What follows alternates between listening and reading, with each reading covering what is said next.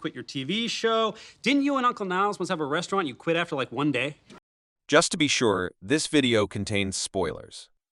The third episode of the Frasier reboot demonstrates how bad the original Niles idea is. Frasier's relocation to Boston presents him with fresh problems as he attempts to restart both his personal and professional lives. He's basically on his own in his new situation because he doesn't appear to remain in touch with his old Cheers friends. It will become increasingly difficult for him to comprehend his thoughts without the presence of his confidant and brother, Niles. David Hyde Pierce regrettably declined Kelsey Grammer's invitation, despite having a protagonist. Maybe you should just talk to him. Maybe. The original Frasier was a genuine ensemble piece, which became more apparent over time.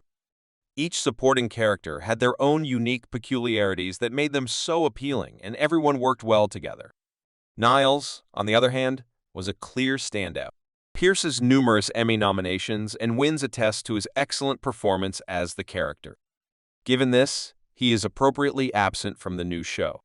If Pierce had consented to appear, however, Paramount Plus already had a plan in place, though it wasn't ideal. First Class from the Frasier reboot proves this. Frasier is reminded of Freddie and Niles' disastrous restaurant venture. Fans of the old show would have been thrilled to see Niles in any role in the Frasier reboot. However, First Class emphasizes how awful Pierce's character's original idea was. The original plan was for Frasier and Niles to be business owners, but the Seattle-based series has already demonstrated why this isn't a good idea.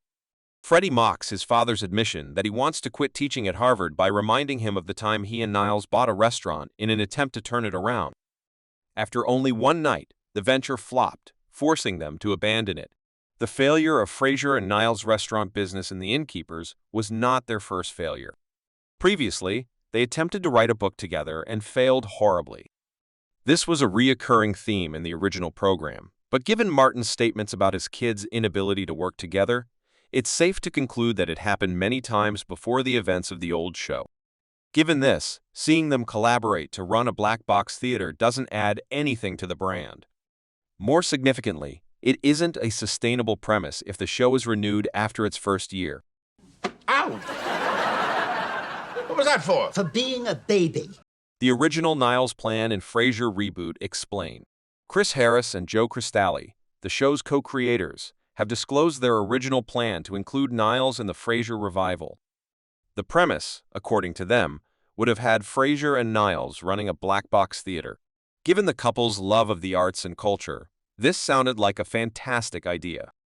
It would have exposed the brothers to new experiences as business owners, similar to how the original Frasier was promoted as a family comedy to differentiate it from Cheers, which is a workplace show.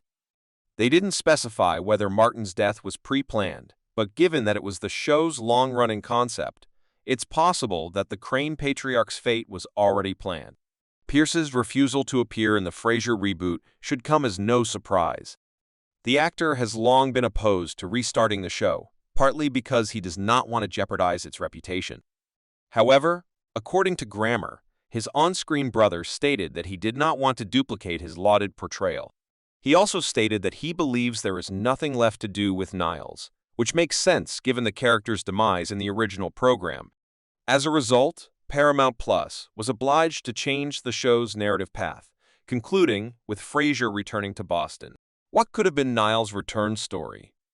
It's unclear if Niles' black box theater story was the sole one pitched to Pierce. However, since it was the only option available, it is understandable why he declined. As previously said, it does not provide him with anything fresh to do for the role. However, just because the original concept was bad doesn't imply that Paramount Plus couldn't have come up with other ways for Niles to appear in the Frasier reboot. Because Martin could not have been a part of the new program due to John Mahoney's death in 2018, the project should have centered on the brothers dealing with their father's passing. Unlike Cheers, the old Frasier is noted for his ability to balance comedy and drama. Despite its layered humor, it managed to address important themes. Niles and Frasier are trained as psychiatrists to help others cope with personal concerns, but it's a different story when they have to follow their own advice. Re-examining their connection with their father in the aftermath of his death, while also being fathers to their separate children, Freddie and David, is an intriguing notion that would engage all three Crane generations.